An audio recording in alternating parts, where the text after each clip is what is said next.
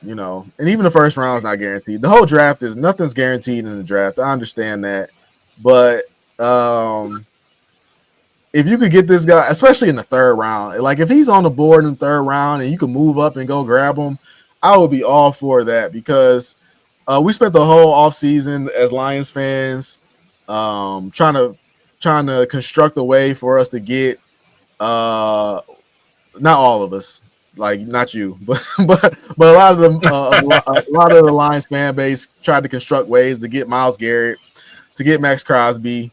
Right now, they're trying to figure out a way how they could get Trey Hendrickson, and Brad Holmes keeps on trying to tell you that like that's not easy. It's not easy at all. So at this point, I don't know if I could get that type of production, but I'm looking at a guy who is built like those guys. Now, those guys, their physical matches their mental. So that's why they're so special. So I don't know if Landon Jackson's mental matches that, but I can look and see that he has the physical tools and hopefully I can get him there. So honestly, that's a long way of saying that if I got a third round pick and Landon Jackson's on the board, then I'm just going to roll the dice and see if maybe this guy can turn into the next big thing. Yeah, like I said, man, if they were to pick him, especially in the second or third round, I wouldn't be mad at it. Speaking of athletic guys, another name that I hear thrown around a lot, and he was mocked to multiple multiple draft picks had the Lions picking him. Is Shamar Stewart, man?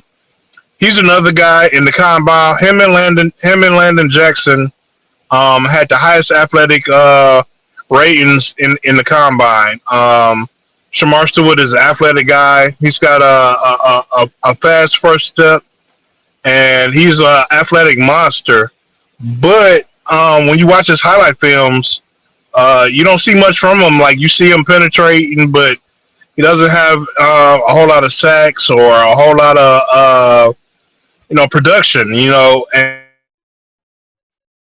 And that was a red flag for me because I feel like he will be more of a project. I feel like he's like a Manu. He's got the build, he's got the athleticism, but is he going to be productive in the NFL? And I feel like, yeah, eventually he will be, but not right away. And the window and the position that we're in, I feel like you need somebody that can come in and contribute, if not immediately, at least very soon. So, Shamar Stewart, man, have you seen him? What are your thoughts on him? Shamar Stewart, I gave him an A. He, like you said, he's a highly touted prospect, and you can see this is another guy who's all over the first round. Pretty much he's a everybody agrees that he's going to be taken in the first round, but it's just a matter of where. My notes on him, short notes, but my notes on him was athletic freak. Right, right. He played and to your point, he played 3 years of college ball. He's the only person that I looked at who didn't flirt with triple digit tackles. He finished his career with 65 tackles. The second, the only person who didn't have triple digit tackles that I looked at was Nick Scorton. That's another guy I saw mocked to the Lions. I like Nick Scorton. I like Nick Scorton. He's a defensive end. He had 99 tackles. So not only did Shamar Stewart not get to the not producing a lot in tackles, he didn't really, like you said, he didn't really get to the quarterback either. Finished his career with 4.5 sacks. If nothing else, the dude was consistent every year. 1.5 sacks every year. Playing college ball, 1 forced fumble for his career. So yeah, when you look at his measurables, like you said, his RAS score was off the charts. Dude is an athletic freak. But when he puts the pads on and when he plays the game, is it all there? It's hard to say. He's not a team captain, so To be honest, man, I would be a little surprised the Lions went this direction, and I'm not gonna say I would be thrilled with that pick either.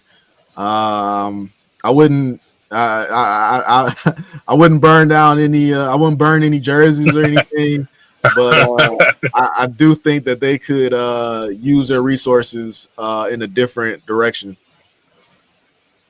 So I don't have a whole lot of notes of guys in the third round.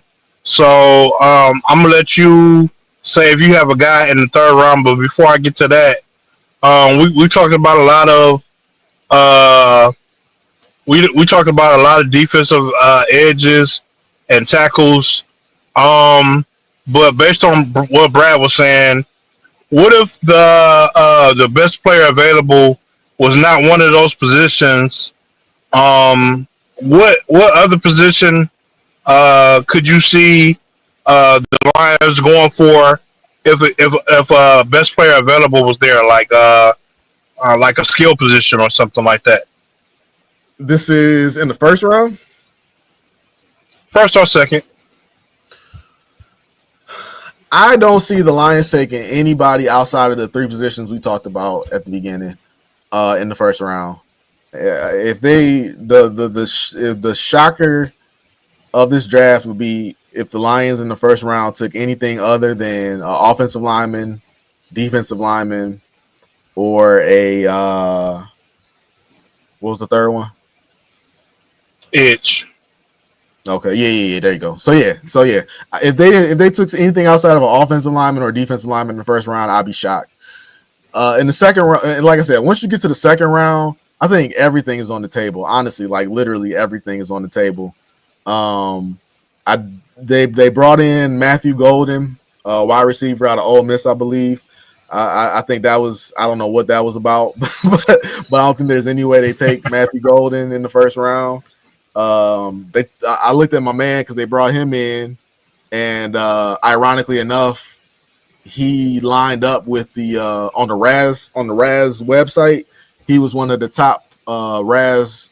He had one of the top Raz scores out of the prospects, and that was wide receiver out of Arkansas, Isaac Tesla.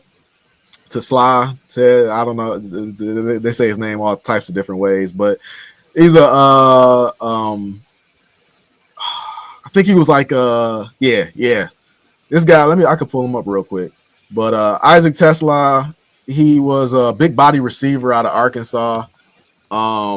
Production wasn't bad, but it wasn't it wasn't great either. He was good, but this dude is just he's just a big body receiver. Nothing really blows you away about him, but he just seemed like he had good hands, 6'4", 200 plus pounds, good speed. Like I said, he had a great RAS score, and he just kind of struck you as a Josh Reynolds type. You could line him up in the slot. You could line him up on the outside. But just that, we spent a lot of time last year trying to get Jared Goff a big body receiver, and I think this guy kind of fits that mold. And if he's available somewhere in there, you want to take a chance on him, I can see Brad liking that idea. What about So I heard about a tight end. I can't think of his name off the top of my head, but there was a tight end in the draft that people were saying that is like he's like the number one tight end in the draft, and they're saying that he's as good as any receiver in the draft. Like, he's got good hands. What about somebody like that in the later round? Would that? I mean, I know that would be a shocker, but that's what we're talking about. Yeah, I think you are referring to Tyler Warren. Yeah, that's his name. Yeah. Yep. So I didn't even bother to look at his tape. I haven't seen anything where he doesn't go in the first round. Early, this guy's like a top 20 pick as far as I've seen. And again, like I couldn't imagine Brad taking a tight end in the first round. I mean, if by whatever reason, if this guy is so highly touted and he fell to 28, or he fell to 25. And you know, Brad saw that, and hey, maybe Brad does move up to go get him if he falls like 24 or something like that. The only reason I asked that is because and I don't know if we were going to talk about it later or not, but the only reason I asked that is because there have been a lot of questions about moving forward. Who will we keep? Would you rather keep JMO or would you rather keep Sam Laporta? And I see a lot of people saying they would rather get rid of JMO, where I'm on the camp of if I had to choose between JMO and Sam Laporta, I would get rid of Sam Laporta. And if you had to get rid of Sam Laporta, I mean, this is your guy. Yeah, but I just don't think he's going to be available. I just don't think he's going to be available. There are so many, Bauer, Brock Bauer. I think Brock Bauer. Sam Laporta came in his rookie year, set the league on fire. Then Brock Bauer comes out, blows Sam Laporta. Sam Laporta's rookie season's out the water. So we got so many quarterbacks in the league right now that are just trying to get off the ground and get their footing and get going. And there's gonna be a GM, in the first 25 picks who says all my quarterback needs to really get going is that explosive tight end. So is there a possibility that there's another tight end in the draft that Brad Holmes has been watching, keeping his eye on? Yeah, and is there a possibility he takes them? I think so. They brought in I know they brought in one tight end during free agency, and they brought back Shane Zylstra. So, and you still got time to make your decision on Sam Laporta. So, I think I don't think this is going to be the draft, other than maybe drafting a project that might turn out to be something. All right. Well, that being said, do you have a guy in mind for the third round of the draft that the Lions might be interested in, or a guy that you would like to see in the third round? Yeah, maybe one of the receivers you was talking about. Yeah, I could just rapid fire through something for you real quick. Josiah Stewart, don't know where he's gonna fall. Defensive end out of Michigan is on the table. Really like Josiah Stewart. He's really warmed up. He's really, and I didn't even. This was the last guy that I looked at, and it was only because I pulled up the pre-draft interviews, pre-draft workouts, and his name was just all over that sheet. And I was like, well, let me look at him. Brandon George is a linebacker. I don't remember what school he's out of, but he's from a small school. Oh man, like it's not Iowa State. But Brandon George, he looks like Rodrigo out there, man. That's the best way I could put it. And he's just a scrappy guy. And Rodrigo's coming up on his contract. We don't know if they're going to bring him back. I hope they do. I love Rodrigo. He's one of my favorite Lions on this team. But I wouldn't be. I don't see why they wouldn't bring Rodrigo back. You don't have to give him a big contract. He's a backup guy. He's a break glass in case of emergency guy. And you don't have to offer him a big contract. But Brandon George, I'm assuming he's a linebacker. Yeah, he's a linebacker, and it's just a case of if somebody offers Rodrigo a bigger contract. Right. Like I said, we got JT Tuimalu, Ohio State defensive end. He's going to be available in the second, third round. I did see him. I like what I saw for him. My personal favorite, I was in love with it earlier in the process. Then they went out and they signed like 9 cornerbacks, so I kind of cooled off of them. You listen to Brad talk yesterday, and he said 2 things that I completely agree with. One is that there are wide receivers all over the league. Free agents, draft prospects. Wide receiver is the most voluminous, I believe is the word he used.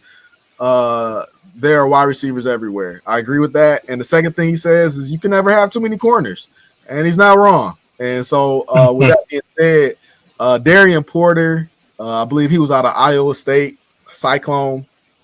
Probably my favorite prospect in this draft. He's not getting a lot of love, but he was a 9.99 on his RAS score. Converted from a wide receiver to a cornerback. Just a big body. He's like 6'4". He played wide receiver, so that's he. He's played both sides of the ball, so I think that's going to be in his favor if nothing else. I like him. And then the other guy would be Malachi Starks. Man, that's a wild card right there. Malachi Starks is the safety that we talked about before. We don't know where he's gonna end up. There was for he was the flavor of the week for the Lions for a minute. Everybody had Malachi Starks going to the Lions. Just a playmaker, man. Just a ball hawking playmaker. So those are just a couple of guys that I would say to keep your eye on. Based on what you said earlier, I haven't done a lot of looked into a lot of wide receivers, but saying that like what you said about Brad Holmes saying that you can get a wide receiver everywhere. Are there any guys, any wide receivers that you saw that may be of interest to? I don't even know if we have a 4th round pick, but in the 3rd or 4th round, a guy that might interest the Lions as far as wide receiver. Last one, Tate Ratledge. That's an offensive guard out of Ohio State, I believe he was at. That's another name to keep your eye on because, like I said, they're going to have to get a guard or so, whether it be Booker, whether it be Tate Ratledge. I saw Tate Ratledge. I wasn't as impressed with his film as what I liked from, even though he didn't have the athleticism from the RAS score or whatnot. I did see Tate Ratledge, and I did like what I saw, but I wasn't as impressed with his film as I was from Booker, but he's still a solid player. Yeah, and then as far as wide receiver, man, you can I think Isaac, like I said, Isaac Tesla, I think he's on the table as somebody that they could be looking at. But then, I'm fairly confident that at some point during the draft they will pick up a wide receiver, and it might be like a 6th round, 6th round guy that out of a small school nobody's heard of. But yeah, it wouldn't shock me in the least bit if they grabbed a wide receiver in this draft.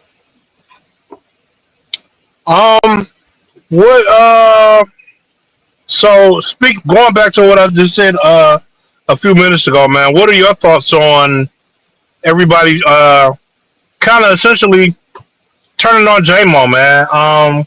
If you had to pick between J-Mo and Sam Laporta, where would your move be? What camp would you be in?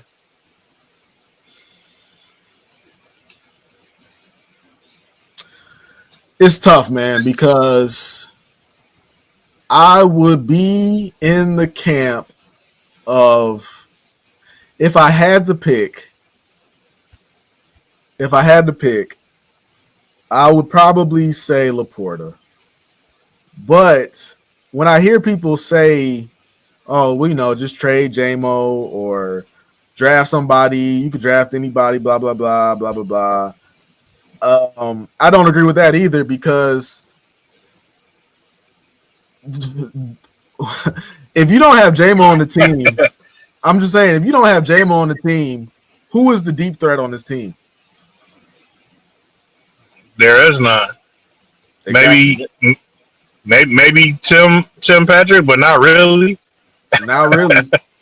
The only deep threat, there are guys who can, a blown coverage can run downfield and be open 30 yards downfield. That's not really a deep threat. That's just a blown coverage and you wide open. but a guy that can get open downfield like that. J-Mo is the only guy that can do that. Sam Laporta is gonna go about 15 yards at the most.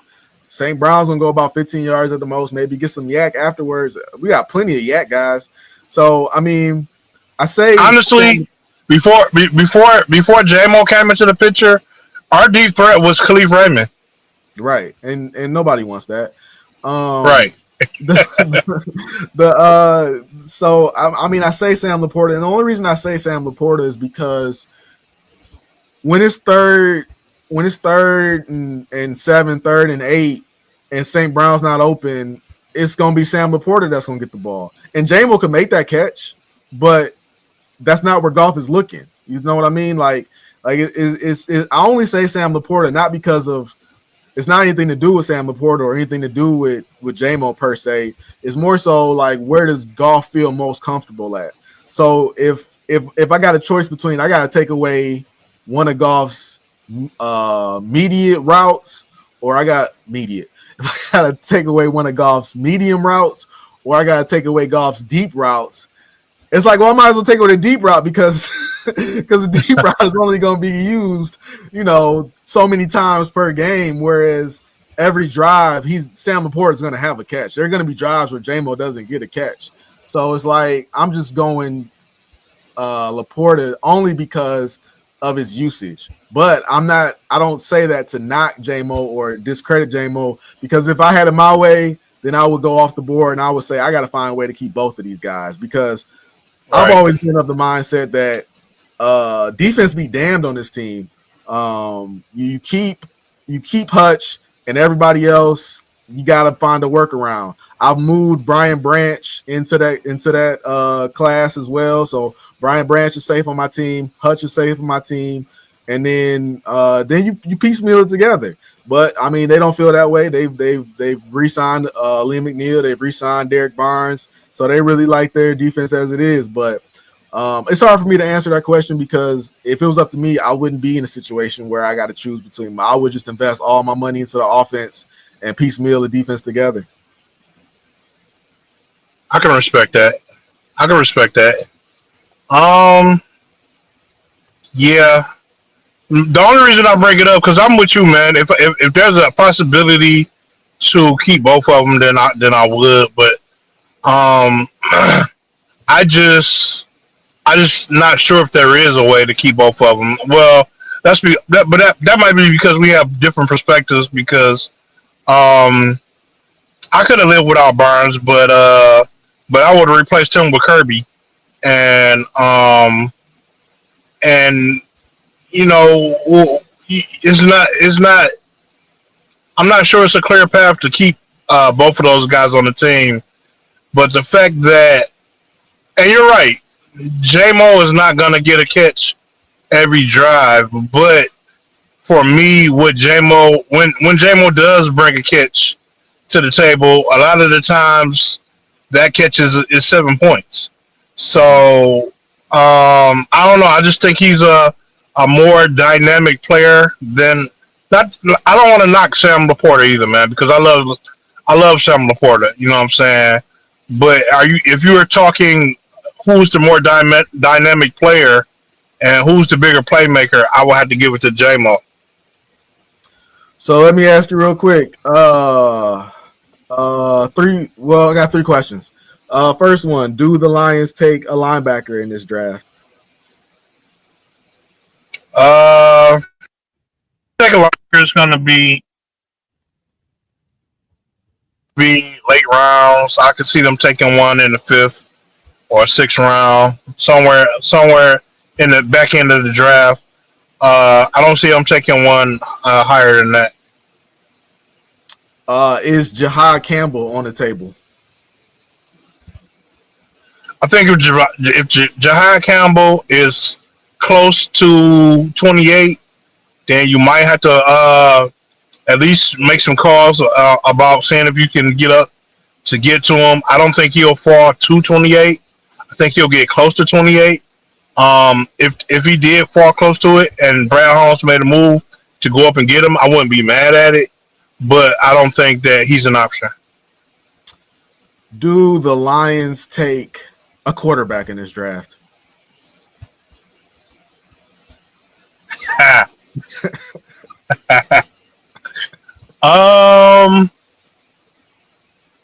would say not this year. I think the Lions will draft a quarterback next year, but I don't think they will draft a quarterback in this in this round. I said it the last time we were talking about this topic. I think they really want to see what they have in Hendon Hooker, and they brought in another guy for Hendon Hooker to compete with. But I think they're gonna. This is essentially uh, Hendon Hooker's prove it year, and either he's gonna prove it or he's not gonna prove it. And if he can prove it, then they'll be like fine, and they'll stick with that. But if he doesn't, then next year they'll draft a quarterback. Do the New York Jets draft a quarterback? I think the New York Jets should draft a quarterback. I'm not sure if they will or not. If Travis Hunter is still on the table when the Giants have their pick, I think there's a possibility they might grab him. I think because a big topic of the draft is where's Shamar's I said Shamar where's Shedeur Sanders going? And to answer that, I've heard some people mention. I think he's either going to the Giants or the Raiders. I've heard some people mention the Saints or the Pittsburgh, but I don't think he's going to fall that far. I think people overestimate how bad teams want quarterbacks. So I don't think he makes it past the Giants or the Raiders. But if he's there, if Travis Hunter is there when the Giants pick, I think they'll pick him. But if not, then I think they'll pick Shedeur Sanders. You also got Jackson Dart. He's moving up the board, so I can see him being in play as well. Yeah, I agree. Knowing the Giants, they probably would pick Dart over Sanders. Then you got let me ask you, will Tyler Warren or Ashton Genty be Chicago Bears?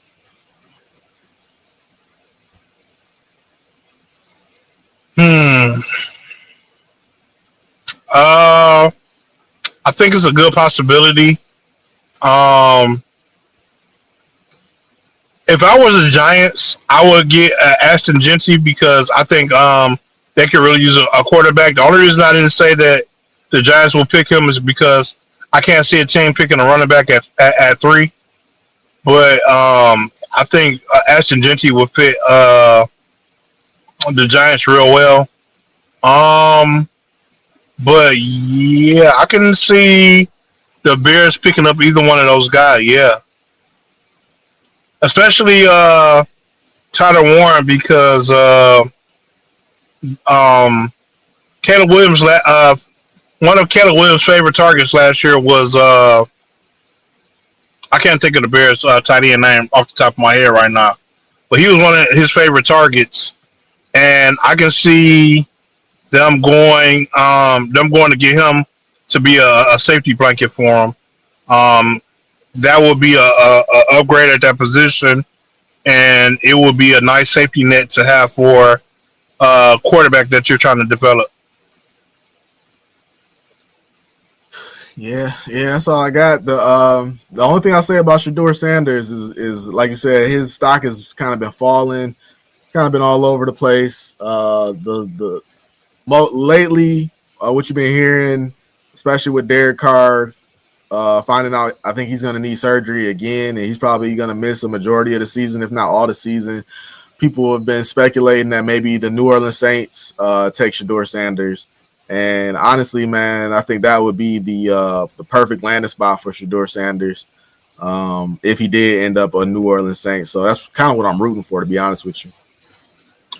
I honestly don't understand the slide against Shedeur. To me, Shedeur Sanders, the only knock I have of against Shedeur is he doesn't have a outrageously strong arm, and I don't think that's enough to drop his stock the way it's been dropping. I watched a lot of Colorado games last year, and Shedeur is a clutch player, man. They were behind in a lot of their games last season, and he brought them back to win those games. So the arrogant attitude that everybody claims that he has and whatnot are mainly what I'm hearing from it. But I don't see Shamar, like, honestly. At one point, he was thought of to be the number one pick, and like, I don't see what changed from when everybody thought he was going to be the number one pick to everybody saying he's falling now. So I honestly don't think Shedeur is going to be there past 6. I would give it, because he's a solid player. Detroit